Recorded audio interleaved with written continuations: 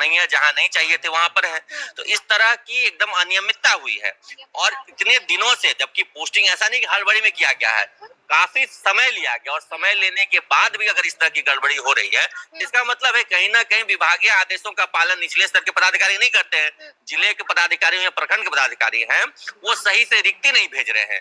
क्योंकि हम लोग जिले में, जब मैंने तो खुद में पिछले बार, मेरे वहाँ एक झील है, वहाँ पर झील पर एक स्कूल है, उस स्कूल में शिक्षक नहीं थे, तो मैंने लोक शिकायत निवारण कंप्लेंट डाला। तो कहा गया कि नहीं, हम लोग पोस्टिंग यहाँ से नहीं करते, पटना से होती है। तो हमने उस लोक शिकायत निवारण में ये कहा था कि ये रिक्ति भेजेंगे तब तो वहाँ पोस्टिंग होगी। तो इस बार वहाँ शिक्षक आए हैं, इसका मतलब तो ये स्पष्ट है कि ये लोग पोस्टिंग सही से नहीं भेजते हैं कि कहाँ कितनी रिक्ति है, कहाँ कितना पद खाली है। पद स्थापना विवरणी जो होता है वो सही से नहीं भेजा जा रहा है, इस वजह से इस तरह की अनियमितता हो रही है। तो विभागीय पदाधिकारियों को चाहिए कि वो जिले और प्रखंड के जो शिक्षा पदाधिकारी हैं उनसे सही से रिक्तियां ले। और अब तो मेरे ख्याल से इस शिक्षा कोष ऐप पर पूरा डेटा है, यूडाइस पर पूरा डेटा है कि कहाँ कितने बच्चे हैं, कितने शिक्षक हैं। आप बताइए ना, उस सहरसा के स्कूल में 130 बच्चों पर इतने शिक्षक कैसे चले गए? रेशियो मेंटेन होना चाहिए ना, 40:1 है, 35:1 है और 30:1 है। ये अलग अलग क्लास के लिए रेशियो बताया गया है। प्राथमिक विद्यालयों में 30:1 पर पोस्टिंग होनी है।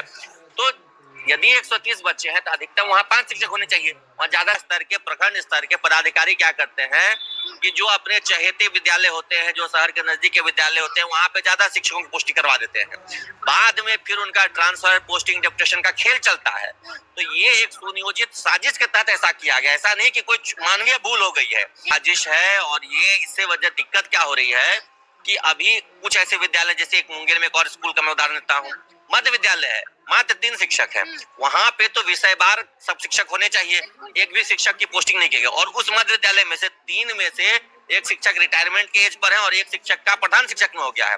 अब तो वो विद्यालय एकल शिक्षक हो जाएगा, तो फिर वहां पे डेपुटेशन के नाम पे खेल चलेगा। तो इस तरह के सुनियोजित साजिश के तहत ऐसा किया जा रहा है कि जिन विद्यालयों में शिक्षकों की जरूरत है वहां नहीं भेजा जा रहा है, और जहां पहले से ज्यादा, अनुपात से ज्यादा शिक्षक है, वहीं पोस्टिंग कर दी जा रही है। बस तौर पर उन्होंने कहा है कि हम लोगों ने रिजर्वेशन कैटेगरी के अनुसार पोस्टिंग की है, कोटिवार सीटों की उपलब्धता और चयनित अभ्यर्थियों की संख्या भी बताया है। और स्पष्ट कहा है कि जिनका ऐच्छिक जिला नहीं मिल सका है वो इस वजह से नहीं मिला है कि वो किसी खास कैटेगरी में रहे होंगे, लेकिन उनका चयन जनरल कैटेगरी में हो गया है। कोई बीसी के हैं, एससी के हैं या ईडब्ल्यूएस के, उनका चयन हो गया जनरल कैटेगरी में, तो उनकी पोस्टिंग जनरल कैटेगरी के सीट पर ही की जाएगी। तो जिला के आरक्षण रोस्टर का पालन करने की बात कही गई है।